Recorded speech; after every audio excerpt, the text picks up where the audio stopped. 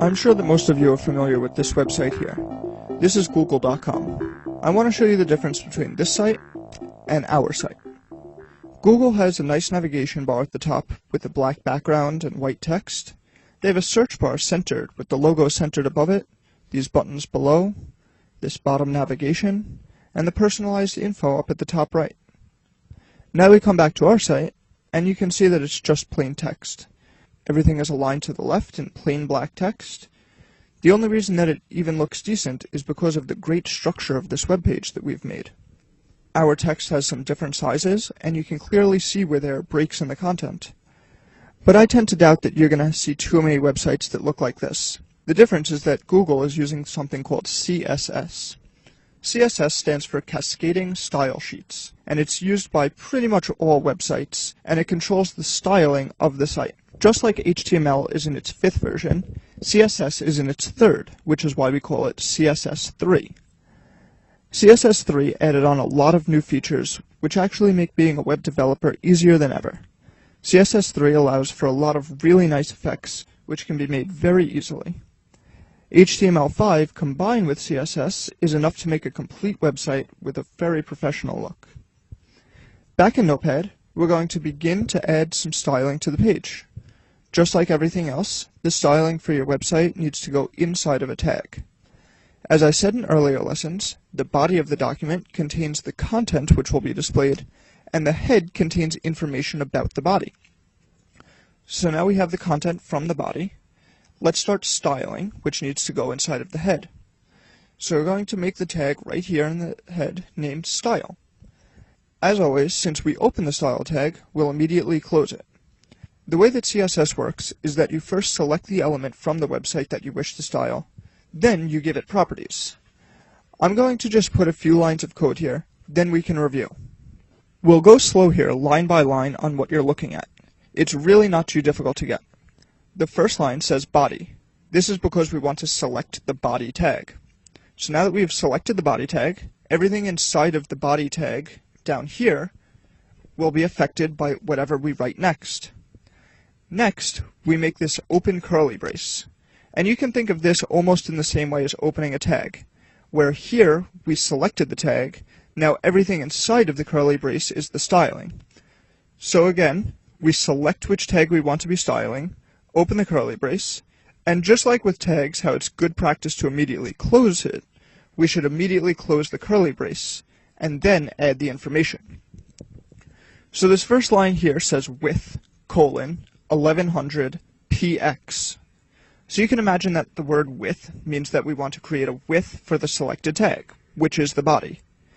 Then the colon is almost like saying equals and telling the computer that the following information will be the width.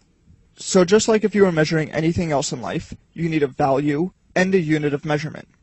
So you might measure something in inches, miles, meters, kilometers, whatever the unit, you always need one. You can't just say to your friend, go 100 and then turn left. You need to tell him, go 100 feet, or meters, or whatever. So you have a value here which is 1100, and the unit of measurement is px, or pixels. Now computers recognize a lot of different types of measurement, and pixels is just one, but that's the one we're going to be using for now. So we have this complete statement, width, or equals to, 1100 pixels. And then, to end the statement, we have a semicolon. Every CSS statement needs to end with a semicolon so that the computer knows you've ended the statement. Our next statement inside of the body selection is background. So we're now selecting the background of the body, and we're making it equal. This odd-looking thing here, this is color. RGB stands for red, green, blue. So if you want to give something color, you need to write RGB, open parenthesis, then you're going to close the parenthesis, just like everything else, and then write 3 values on a scale of 0 to 255. I know it sounds odd, but that's just what it is. 0 would mean no color, and 255 would mean all color. So that would mean that a color with a value of RGB, open parenthesis, 000, close parenthesis, would be black.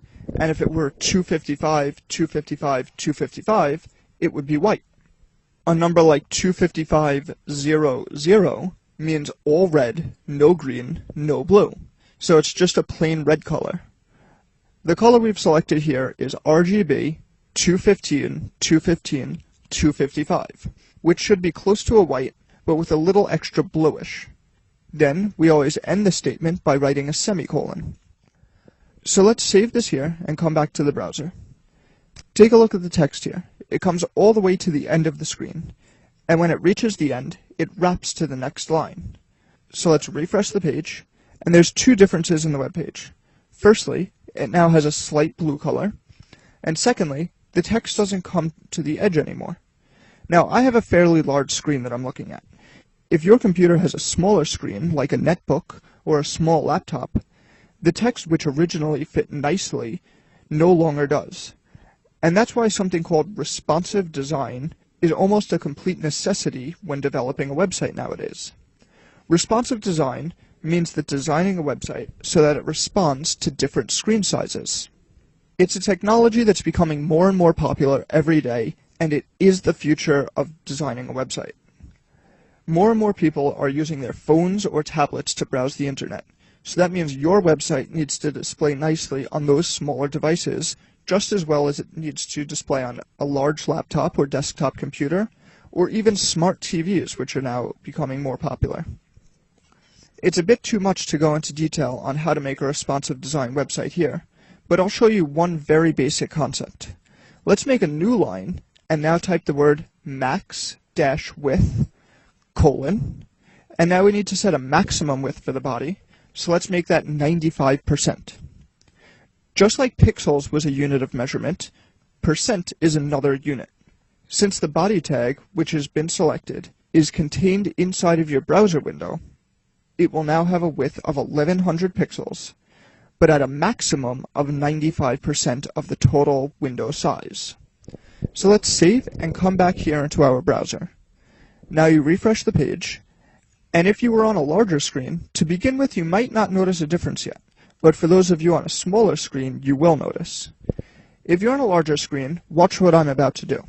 I'm going to resize the window to be a little smaller, and now you can see that the text is starting to wrap just before the edge of the screen. This still isn't exactly what I want though. I think it would look nicer if the entire body of the document was centered inside of this window. So let's come back inside of Notepad. Let's add one more line of code to the CSS for the body. It's going to say margin, auto, semicolon. And what that does is it sets up a margin on the left and right sides of the body to be automatically equal. Right now, you can see we have a large margin on the right side, and on the left side, it's practically against the edge of the window. When I refresh the page, it's now centered. This is now starting to look like a real web page. We'll continue with the styling of this document in the next video.